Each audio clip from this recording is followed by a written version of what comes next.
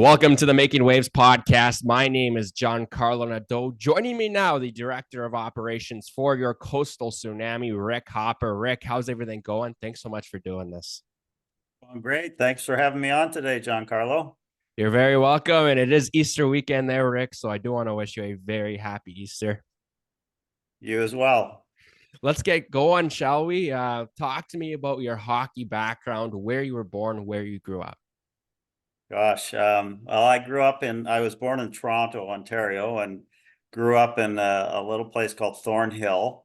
Thornhill is right on the northern boundary of Toronto, which is Steeles Avenue and Yonge Street, and we didn't grow up too far away from that.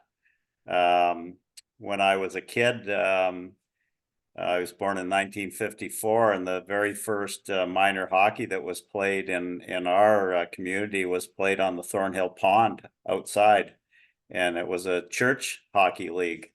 There was the St. Luke's Church, the Catholic boys, the Anglicans had a team, and two Protestant teams, the United Church and the Presbyterians, and I was on the Presbyterians. And I never got to play a season on the outdoor rink. By the time I was ready at 4, they had moved up to Bradford, Ontario, which is about a 45-minute drive north of Thornhill. And Thornhill Minor Hockey operated out of that arena for a number of years. And I played at 4 years of age. My father had to get special for permission for me to join the league because I was too young and I was tiny. I was a really small kid. And I actually played with my two older brothers. My brother John, my oldest brother, would have been, 7 or 8 at the time. All these kids towered over me, so which was good training for me later on because I played my first year junior at 5'6", 135 pounds. So I was never intimidated by larger players. And anyway, yeah, that was my background. My dad was played senior hockey for years, played a high level of senior hockey, and we're a true hockey family. There's 4 boys in our family, and with my dad, we've played many, well, not many, we've played quite a few old timers tournaments together as a line, and lots of fun. And yeah, we just definitely grew up with hockey in our blood. And actually, my father, till I left home at 19 to play as a junior at 19 and 20, and he kept a backyard rink at our house long past that. And every year there'd be a sheet ice in our backyard, and that's where we cut our teeth on that. Awesome. And of course, that's sort of talks about your playing career, but I know you have quite an extensive coaching career as well. What were some of your highlights as a coach? Well, it's kind of funny. I never even dreamt of being a hockey coach, and I had been out west for a number of years, and I came back east to go to Georgian College in Barrie, Ontario, and take a furniture program that they had. And I started in July or something like that, and whatever. And I walked over to their athletic department just to inquire about hockey, and I've been playing senior hockey out west. And they were starting a hockey program that year, and so it's kind of a funny story because I walked in.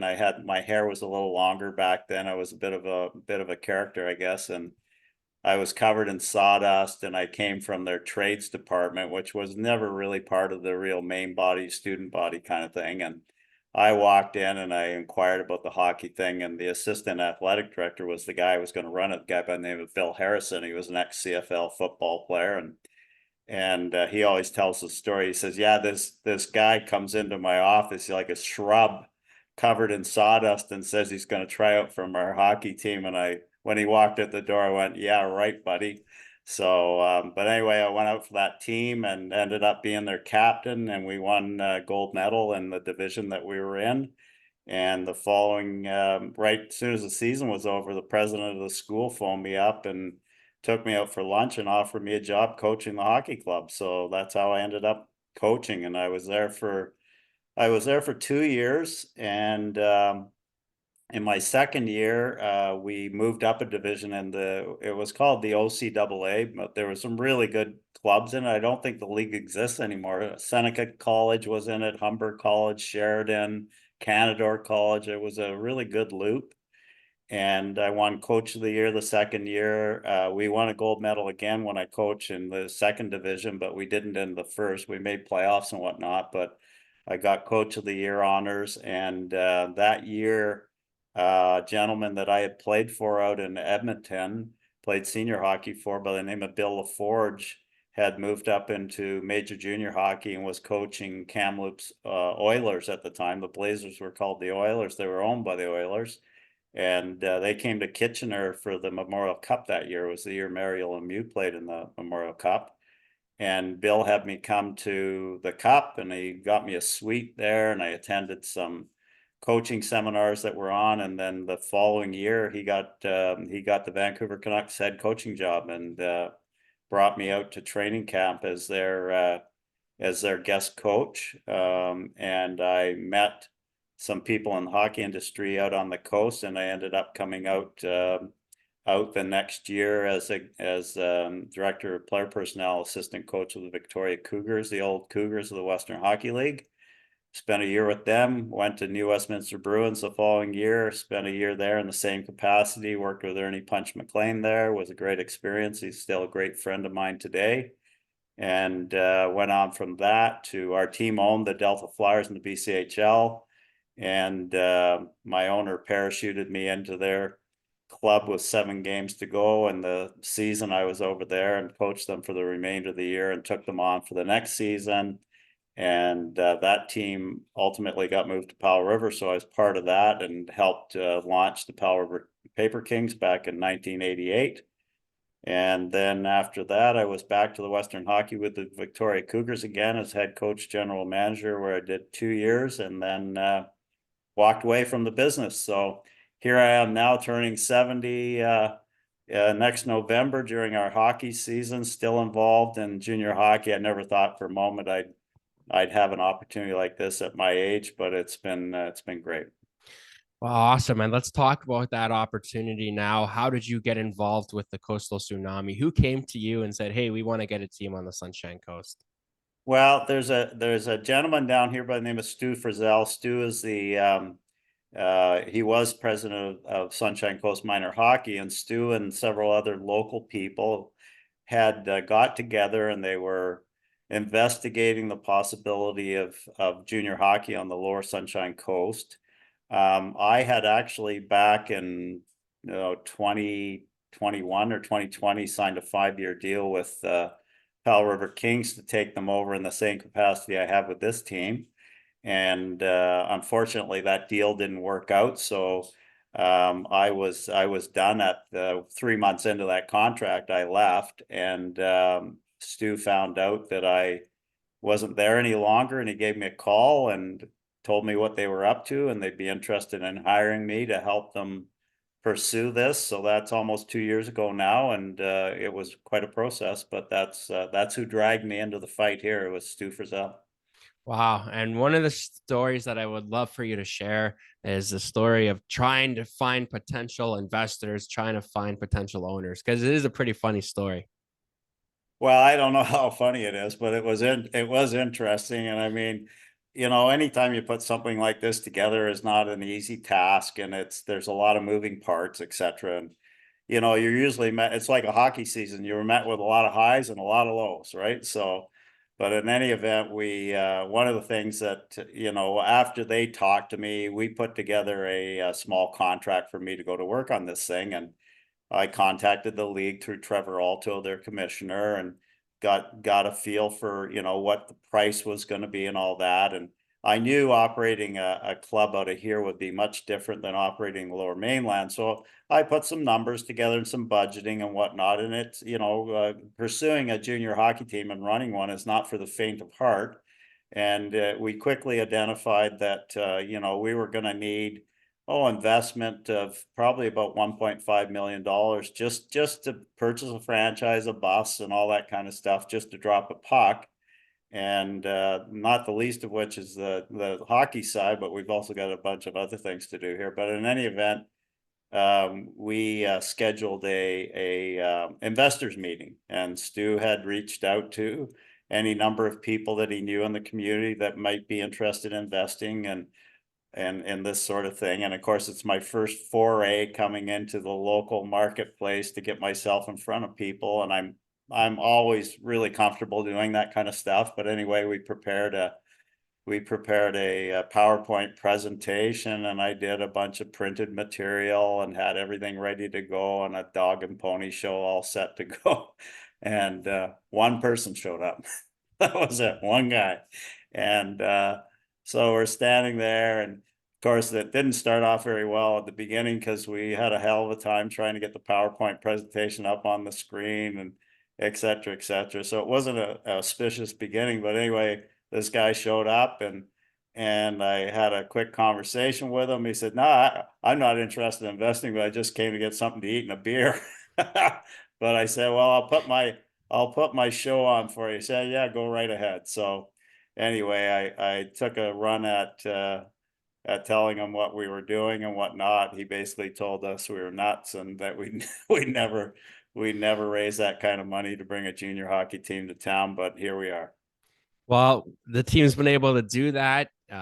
John Holstein, Julie Reeves, the two owners of that franchise, and talk to me about what it was like to hear the official approval of getting the Coastal Tsunami. Well, the official approval happened on August 1st, but we actually knew, back, I think it was June 5th when the PJHL had their AGM, and that's where, the true presentation for us and the true test whether we were going to get in or not. And we'd done a lot of legwork as a group. I'd been out and met with any number of the owners. I tried to get in front of everybody and have a personal face-to-face meeting. And, you've got to do a lot of politicking behind the scenes and just finding out what people's, appetite was and what we could do to help them, make a positive decision for us. So we presented that meeting on June 5th, and we were informed shortly after the meeting that they had unanimously approved us as a new member of the league, but we still had to wait for permission from the PCAHA and from BC Hockey, and that officially didn't come in till just late July. So I think it was August 1st when we held our press conference at the Gibson's and Area Community Center, where we'll be playing out of, and did it upright. We had there was probably a couple hundred people showed up, and we had podium set up and a banner put out, and we served some refreshments and whatnot. But it was exciting, and it was kind of, we knew we had it, but the community finally was told that we were going to bring junior hockey to the Sunshine Coast. Well, now you've got the team and you're getting ready for the start of the season in September. It's springtime now. A couple exciting things happening with the organization, spring hockey. What can you tell me about that? Well, one of the things we identified, in order to run, a junior hockey team now, you can't just, look at it as an 7 or 8 month a year business. It's a full year, round the clock business. And in order to support it all financially, having additional revenue streams are really important for the well-being, financial well-being. Anybody who has been involved in junior hockey knows how difficult it is to make it work financially. And so that's been part of the model from the get-go, was to have additional revenue streams available to us through programming.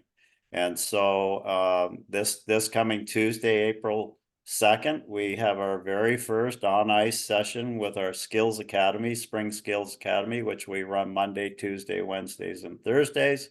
And we cover from U11, U13, U15, and U18. Typically, it's available for our local kids here. And then we've also got a spring program we started up for teams. And we've got a U11 team, a U15 team, and a U21 team. We weren't able to put together a U13 team for this year, but we hope in the future, we don't hope, we're going to establish spring hockey for kids, not only local kids. We've got pretty good buy-in from the kids up in Powell River. I think we got at least a dozen or more kids coming down from Powell River. There's a market there for us as well. and we'll reach out into the Lower Mainland market too. I don't think it's out of the question at all. We'll get West Vancouver and North Vancouver kids come over for our team program. It's run on weekends. It's set up for kids to come in and train on weekends and then tournaments. So, but yeah, we get underway on Tuesday. I'm really looking forward to it.